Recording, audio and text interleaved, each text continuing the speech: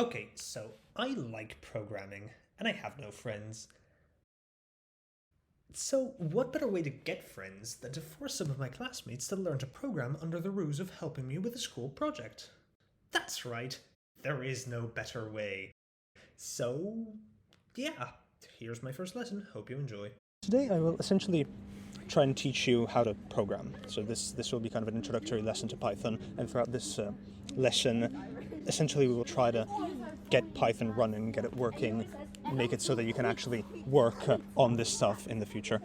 Okay, so first of all, the first thing we have to do is actually download Python because, Python is a programming language, so we're learning to talk to the computer through some kind of language that it understands. And like all other applications, for it to talk to the computer, you kind of need the computer to understand what is going on. So we have to download something that makes Python work. So we first of all need to download Python. So please open a web browser or something, and we can just search up Python download. Wait a second, mister. And then you can just simply click the first link you find and wait for it to load. And so now that you're here, well, you can now just download the latest version of Python. If you want, you can just click on macOS to be sure it's the correct operating system, because you're working on a macOS, and then you just click download Python. Wait, which one? Download macOS 64-bit universal, that thing is probably correct. Alright. And now you just wait for it to install. Have you clicked? Yeah. Okay, fantastic. Now we just wait for your internet connection to work.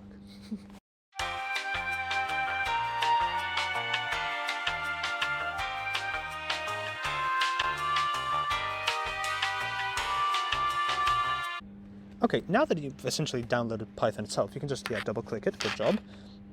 And this will open this window, so now just accept everything, essentially. And you should be downloading Python. This should be fine. Enter your password. 1 minute. I'll just wait it out. Which one? No, I think you're probably done. Okay, now you should essentially have the Python programming language, which should just allow your computer to understand things in Python. To check this, you can click Command plus space to open the Spotlight search, Command and space on your computer, and write terminal, terminal.app if necessary, terminal. Okay, yours is in Chinese. Oops, sorry. No, this doesn't work. Oh wait, this one, down here. Yes. Yes, go, open that. And this is essentially a command line terminal, which essentially allows you, through text, to talk to your computer. If Python has installed correctly, you should be able to, by writing Python 3 in the terminal and clicking enter, essentially you should be able to turn on Python on your computer and be able to talk to it in Python. So Python 3, write Python 3, Python, without a space. Python 3, enter. And yes, indeed, this has worked. Now you're essentially interfacing with Python. This allows you to do all sorts of interesting things because, Python is a programming language. You can use it to talk to your computer, and you can do all sorts of things. So, for example, if you wanted to add two numbers, you could just write 2 plus 3 into the thing. 2 plus 3. And this would just click enter. And Python would just give you the result. If you wanted to multiply two numbers, again, 2 times 3, you could just click enter, and that would work as well. 2. 2. Then the little star above the shift and plus sign. Shift and plus. Yes, that, and then 3. 3. Or just any number, and then by clicking enter, it allows you to multiply things. You can also do various other things, like 2. If you write 2 multiply symbols to 2 with 2 multiply symbols and 3, for example, this would raise 2 to the third power. So 2 times 2 times 2. And you can do all sorts of interesting things with Python. But, this kind of method of using and interfacing with Python can be quite difficult and annoying, especially if you want to write complicated programs and things that you want to run in many different circumstances. So because of this, another useful way to interact with Python is through things that can be called development environments, integrated development environments, which are essentially places that are purpose-made for you to write files that then the programming language can run. So we can exit this interface with Python by just writing quit, then opening and closing a bracket and entering. So write quit, Q-U-I-T. No, where is it? Quit, Q-U-I-T, and then open and close a bracket. But how? Shift 8. Shift. And 8. Shift and number 8. 8. And then close it with Shift 9. Shift 9. and then click enter. And this closes out that instance of Python. So at this point, again, we want an integrated development environment, which is, again, this place in which you can work on programming languages in general. One of the better ones, or at least the one that I personally use, is called VS Code, Visual Studio Code. So now we should also try and install that. Yeah. So go online again and look up Visual Studio Code, or VS Code. VS Code.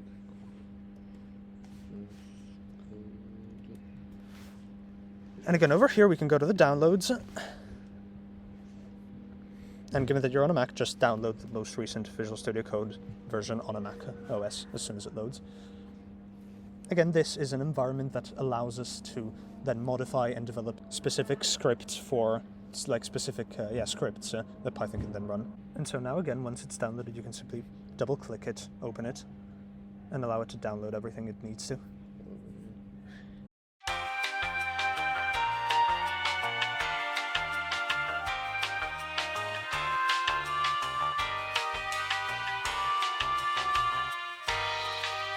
And now the thing you have here is, again, Visual Studio Code, which is this integrated development environment. Just go through the settings, you can choose a random theme, whatever you want. Like here, this one. Okay. Browse language extensions. And now this should essentially allow you, this is essentially a programming environment that allows you to work with any of a large variety of different languages. So, to work in Python itself, you need to essentially download within this thing itself an extension, a kind of addition to this integrated development environment that allows you to work with Python itself. So, to do this, again, we've just gone to the extensions, and you can just click Python and click install on the Python extension. Yes.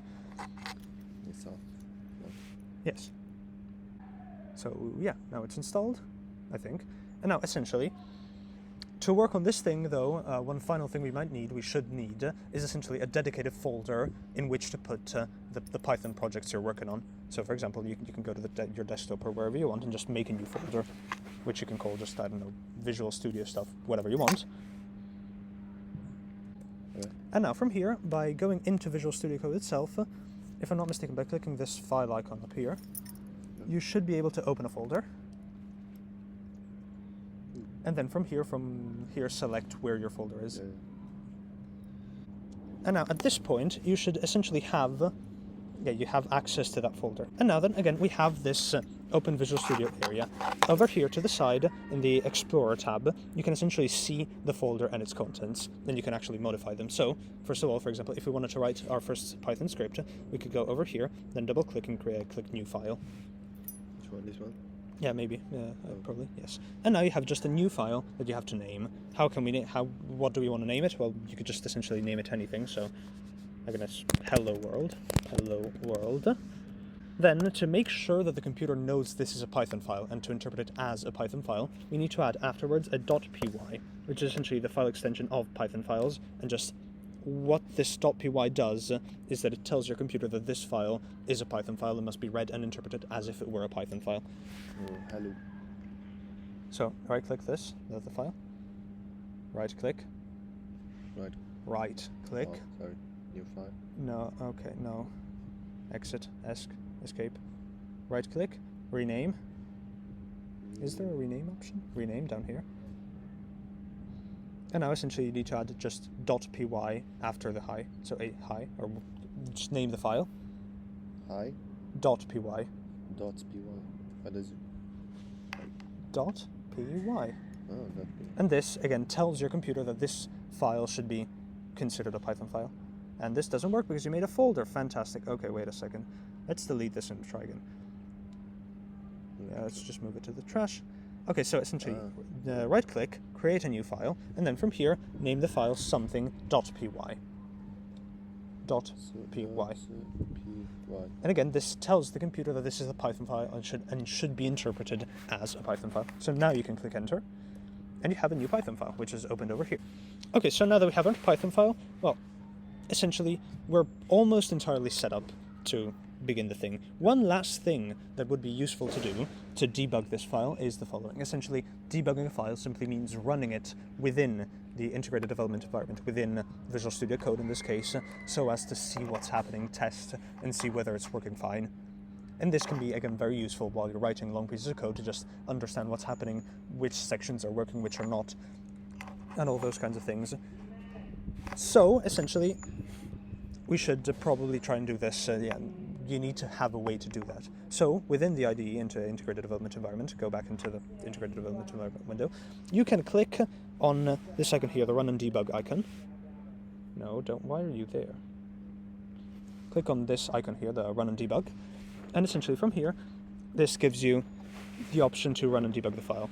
To do this, though, in Visual Studio Code, you need to have essentially a secondary file within the folder itself that tells VS Code how to debug a file. This can be automatically generated, you don't have to do anything. And to do this, you just click create a launch.json file.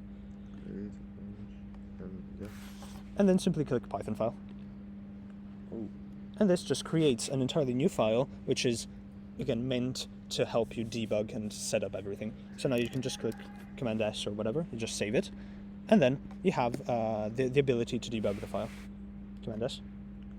S. This saves the file, and now you just have the ability to debug the file, which can be done by clicking this little green arrow up here. Sorry, what? So what? Clicking this little green arrow up here essentially allows you to debug the file. Now, it won't do anything for now. Actually, probably it'll give you an error, yes. But like, when we actually go into hi.py in this case, when we actually go ahead and write stuff in the Python file, then it will allow us to debug. In the meantime, you can close the launch.json file. We don't need it anymore. We're done. Okay, so now we can try and write a simple program, for example. So the simplest program you can write is essentially just to print something to the screen, or in this case the terminal, because all these files will work inside the terminal. So how do we print something to the screen? Well, there is essentially an integrated function, an integrated thing within Python that is made explicitly for that option, in this for that possibility. In this case, in Python, this is called print. So if you write print,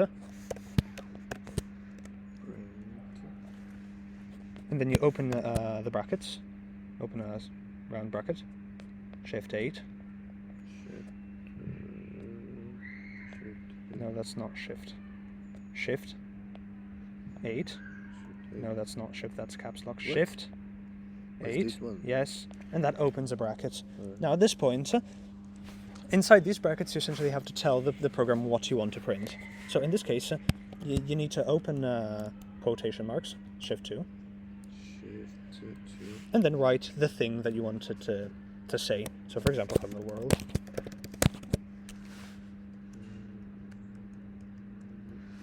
And now at this point, again, we've finished this file, essentially our program is complete, and you can just Command S to save the file, which is necessary for it to actually work. So Command S.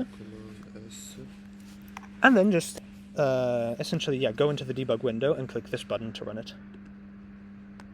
And if everything goes well, yes, indeed, in the terminal, as you can see, a hello world has been printed on the screen. If you can see down here, hello world. And so from here we can essentially interface with the Python language and tell our computer to do various different things. In the next lessons, in the future lessons, I'll delve deeper into exactly what Python can do and how to use it to work and do things, to do the things we want to do.